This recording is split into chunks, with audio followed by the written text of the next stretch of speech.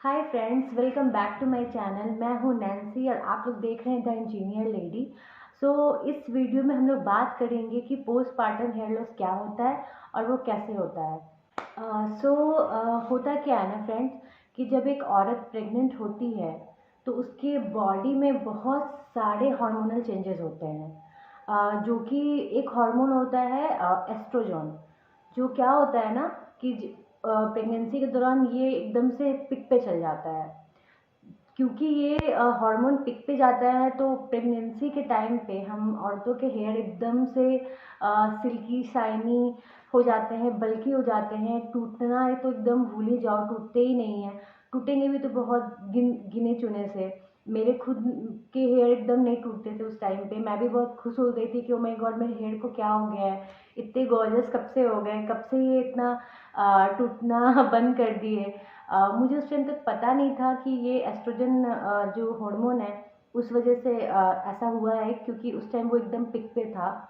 लेकिन जब बच्चा हम लोग डिलीवर कर देते हैं उसके 2-2.5 महीने के बाद धीरे धीरे वो हार्मोन नॉर्मल पोजीशन में आने लगता है हमारे बॉडी में। उस वजह से क्या होता है ना कि जो भी हमारे हेयर जो टूटे नहीं थे पहले, वो हमारे एक ही बार में निकल जाते हैं। और एट ए टाइम निकलने की वजह से ऑब्वियसली प्रॉब्लम तो बहुत होती है, दुख भी होता है, लेकिन हमें पता नहीं होता है कि ये क्यों इतना हेयर फॉल हो रहा है। सो ये एक पूरा साइकिल है जिस वजह से हमारा हेयर पहले नहीं टूटता था और अब ये टूटने लगा है। नॉर्मली क्या होता है ना कि जब हम लोग प्रेग्नेंट नहीं होते हैं तो उस टाइम पर हमारे हेयर का एक पूरा साइकिल होता है, जिसमें 3 स्टेजेस होते हैं, like growth, rest and fall. तो पहले क्या होता है इसमें कि हमारे हेयर ग्रो करते हैं काफ़ी टाइम तक, फिर रेस्ट हो जाता है एंड देन फॉल करते हैं। और फिर यही चीज़ दोबारा कर होता है हेयर हमारे हेयर के साथ। लेकिन प्रेगनेंसी के केस में क्या होता है ना फ्रेंड्स, कि हमारे हेयर ग्रो करते हैं लेकिन फिर वो रेस्ट पोजीशन में जाते हैं, तो थोड़े लंबे टाइम तक जाते हैं, जब तक हमारा बच्चा डिलीवर नहीं होता है तब तक। ये मतलब पूरे प्रेगनेंसी हमारे हेयर जो होते हैं ना वो रेस्ट पोजीशन में जाते हैं। और जब एस्ट्रोजन लेवल हमारे बॉडी में कम होता रहता है धीरे धीरे, और जब पूरा कम हो जाता है, डाउन हो जाता है, नॉर्मल हो जाता है, तो हमारे hair all of a sudden fall कर जाएंगे। तो इस वजह से जो हमारा हेयर लॉस है ना वो काफ़ी हो जाता है। तो हमारे हेयर लॉस होने के पीछे ये सारा खेल हार्मोन का है, जो पहले प्रेगनेंसी में इतना हाई हो जाता है एंड देन डिलीवरी के बाद फॉल कर जाता है। तो इस वजह से हमारे हेयर काफ़ी टूटते हैं, काफ़ी मात्रा में बाल निकल के आता है। तो आई होप यहाँ तक आप लोग को क्लियर हुआ होगा कि हमारे हेयर टूटते क्यों हैं आखिर प्रेगनेंसी के बाद। अब जब हमारा हेयर आफ्टर डिलीवरी टूटना शुरू कर देता है और काफ़ी मात्रा में हेयर निकल के आते हैं बाहर, तो ये क्वेश्चन हर औरत के दिमाग में सताता है कि कब तक हमारा हेयर टूटेगा और कब तक ये ठीक होगा, कब हमारे बालों का झड़ना रुकेगा। तो मैं ये कहना चाहूँगी कि आपका हेयर लगभग 1 साल तक टूटेगा ही टूटेगा, क्योंकि मैंने भी ये चीज़ एक्सपीरियंस किया था कि मेरे हेयर 1 साल तक टूटे थे। बट टूटना जब शुरू हुआ और उसके 2-3 महीने के बाद वो थोड़ा कम टूटा है, ज़्यादा नहीं टूटा है। तो ये स्टार्टिंग में तो काफ़ी टूटेंगे, लेकिन धीरे धीरे नॉर्मल होते जाएंगे और 1 साल तक आपके हेयर ठीक होने के चांसेस होते हैं। मैंने अपने प्रेगनेंसी के टाइम और डिलीवरी के टाइम भी और डिलीवरी के बाद भी डाइट अपना बहुत अच्छा रखा, बहुत अच्छा मेरा डाइट था उस टाइम पर। मैंने पौष्टिक आहार लिया उस टाइम पर, और मैंने ड्राई फ्रूट्स वगैरह काफ़ी खाए थे, नॉन वेज खाया, वेज खाया, मिल्क पिया। तो इस वजह से, और हाँ, जो भी मेरे दवाइयाँ थी, मेडिसिन्स थी, लाइक आयरन हो गया, कैल्शियम हो गया, ये मैंने काफ़ी खाए थे अपने प्रेगनेंसी के दौरान और प्रेगनेंसी के बाद भी कुछ टाइम तक, जिससे मेरे हेयर जल्दी रिपेयर हुए। मुझे उतना झेलना नहीं पड़ा हेयर लॉस। तो मेरे हेयर जल्दी ठीक हो गए थे। अगर आप लोग के हेयर 1 साल के बाद भी झड़ रहे हैं और आप लोग गंजापन का शिकार होते जा रही हैं, तो मैं रिकमेंड करूँगी कि आप लोग को डॉक्टर से ज़रूर मिलना चाहिए। अदरवाइज़ घबराने का कोई बात नहीं है, क्योंकि ये प्रेगनेंसी के सिम्टम्स हैं और उस वजह से ही आपके हेयर लॉस हो रहे हैं काफ़ी। लेकिन हाँ, अगर 1 साल हो गया है झड़ते-झड़ते और वो झड़े ही जा रहे हैं, रुक नहीं रहे, तो तब आप लोग को डॉक्टर से मिलने की कंसल्ट करने की काफ़ी ज़रूरत है। अब हमारे मन में ये सवाल आता है कि ये जो हमारे बाल इतनी तेज़ी से झड़ रहे हैं, तो क्या हम इन्हें रोक सकते हैं या नहीं? तो मेरा आंसर है नहीं। ये जो हेयर झड़ रहे हैं, ये हम रोक तो सकते नहीं हैं, क्योंकि ये वो हेयर हैं जो प्रेगनेंसी के दौरान नहीं टूटे और अभी एक साथ टूट रहे हैं हार्मोन के डाउनफॉल की वजह से। तो हमें क्या करना चाहिए? तो हमें अपने हेयर को रीग्रो करने में हेल्प करना चाहिए। उसके लिए हम क्या कर सकते हैं?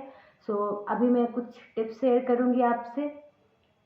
पहला टिप है कि इस दौरान हमें स्ट्रेस और टेंशन बिल्कुल भी नहीं लेना है, क्योंकि ये लाइफ का पार्ट है जो गुजर जाएगा समय के साथ। तो हेयर हमारे लॉस होंगे, काफ़ी होंगे, लेकिन हमें घबराना नहीं है, हमें किसी तरीके का स्ट्रेस में नहीं जाना है, टेंशन में नहीं जाना है।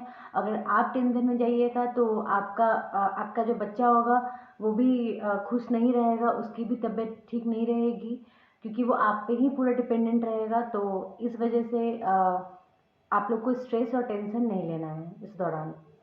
दूसरा टिप ये है कि आप लोग को किसी रॉन्ग क्लेम पे बिलीव नहीं करना है। लाइक बहुत सारे ब्रांड हैं जो मार्केट में आते हैं और कहते हैं कि हाँ, हम पोस्टपार्टम हेयर लॉस को कंट्रोल कर सकते हैं, रोक सकते हैं।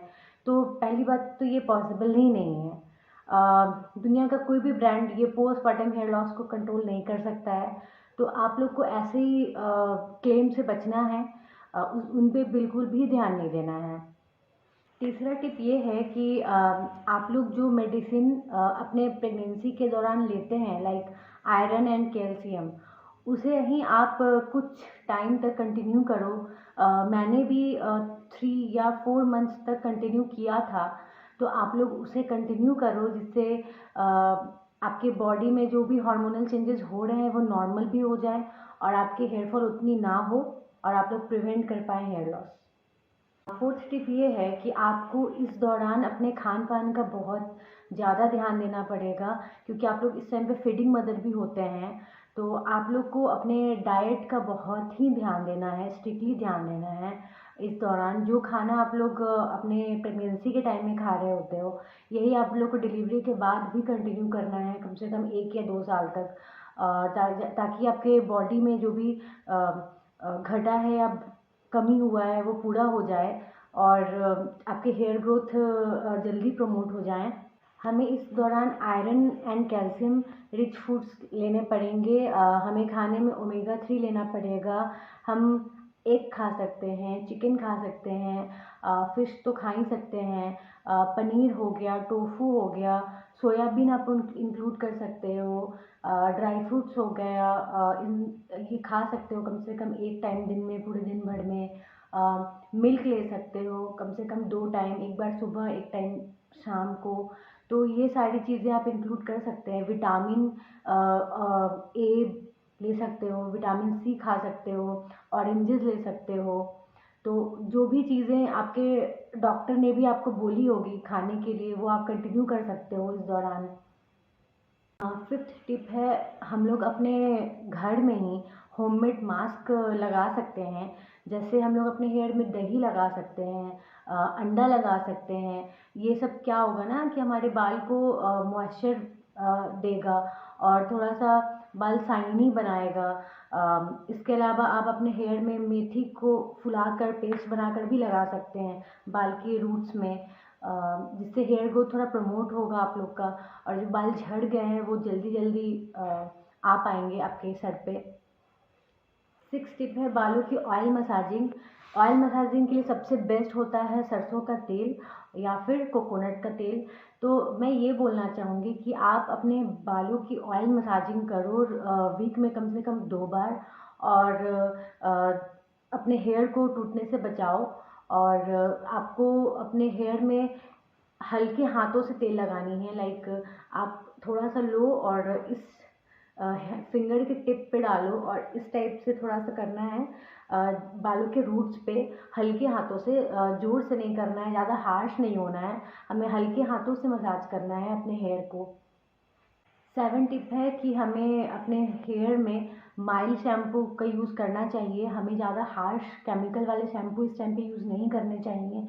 आप जो नॉर्मल शैम्पू यूज़ करती आ रही हैं उसे चेंज करके कोई माइल्ड शैम्पू ले लो। आप इसके बारे में डॉक्टर से भी पूछ सकती हैं कि हमें कौन सी माइल्ड शैम्पू यूज़ करनी चाहिए, जिससे आपकी हेयर लॉस ज़्यादा ना हो और थोड़ा बाल बाउंसी रहे और सिल्की शाइनी रहे। एक टिप है आंवला से रिलेटेड। हमें इस टाइम पे आंवला का इनटेक बढ़ाना चाहिए, हमें आंवला खाना भी चाहिए और आंवला लगाना भी चाहिए। आप आंवला का जूस निकाल के अपने रूट्स में लगा सकते हो हफ्ते में 1 या 2 बार, और आप इसको खा भी सकते हो रॉ, जिससे आपके हेयर ग्रोथ में ये प्रमोट करेगा और आपका हेयर जो टूट गया है वो जल्दी ग्रो हो जाएंगे। मैं तो ये रिकमेंड करूँगी कि पतंजलि में आता है आंवला जूस, आप वो ले सकते हो, वो यूज़ कर सकते हो डेली बेसिस पे, जिससे आपके जो बाल झड़ गए हैं वो धीरे धीरे आने लगें। 9 टिप है हमारे स्लिप से रिलेटेड। इस टाइम पे हमारा बेबी होता है बहुत छोटा, और हम लोग ज़्यादा इस टाइम पे सो पाते नहीं हैं, हमें कभी कभी रात में भी जगना पड़ता है इनफैक्ट। तो मैं ये बोलना चाहूँगी कि जिस टाइम दिन के टाइम में भी या रात के भी टाइम में कभी भी आपका बच्चा सो रहा होता है तो आप भी उस टाइम थोड़ा सो जाओ, आराम कर लो। आप जितना आराम करोगे, जितना सोओगे, उतना आपके बाल जल्दी ग्रो करेंगे। आपके बाल जो झड़ रहे हैं वो धीरे धीरे रिपेयर करना स्टार्ट करेंगे। 10 टिप है कि आप लोग इस टाइम पे मोटी दांत वाली कंघी का यूज़ कर सकते हैं। आप पतली कंघी का यूज़ ना करें, आप मोटी दांत वाली कंघी यूज़ करोगे तो आपके जो बाल हैं झाड़ने टाइम कम टूटेंगे, ज़्यादा नहीं टूटेंगे, बाल ज़्यादा उलझेंगे भी नहीं। तो इस टाइम आप मोटी कंघी का यूज़ करें। 11th टिप है कि आप अपने हेयर को इस टाइम पे थोड़ा कट कर लो, थोड़ा सा हेयर कट करवा लो, थोड़ा सा बाल छोटा करवा लो, जिससे बाल अगर आपके उलझ के टूट रहे हैं वो ना टूटे। एक तो ऑलरेडी आपका हेयर लॉस हो रहा होता है, तो इसलिए आप थोड़ा सा हेयर कट कटवा लो। मैंने भी कराया था, मैंने भी अपने बाल थोड़े छोटे करा लिए थे, तो आप हेयर कटिंग करा लो, वो आपके लिए सही रहेगा इस टाइम पे। लास्ट टिप है ड्राई फ्रूट से रिलेटेड। इस टाइम पे आप लोग जितना भी ड्राई फ्रूट्स खाओ, लाइक काजू हो गया, किशमिश हो गया, बादाम हो गया, ये सब आप, छुआरा हो गया, ये सब आप अपने डाइट में लो। जो आप न्यूट्रिशन ले रहे हो फूड से और फ्रूट्स से वो तो ठीक है, लेकिन आप ड्राई फ्रूट्स को भी इंक्लूड करो, जिससे आपका जो भी हेयर लॉस हो रहा है वो जल्द से जल्द रिपेयर कर जाए। तो ड्राई फ्रूट्स को इंक्लूड करना चाहिए हमें अपने डाइट में। सो लेडीज़, अगर आप लोग को मेरा वीडियो अच्छा लगता हो, इन्फॉर्मेटिव लगता हो, तो मुझे लाइक करो, शेयर करो और सब्सक्राइब करो, और बाकी सारे लिंक्स डिस्क्रिप्शन बॉक्स में है। Till then, bye bye.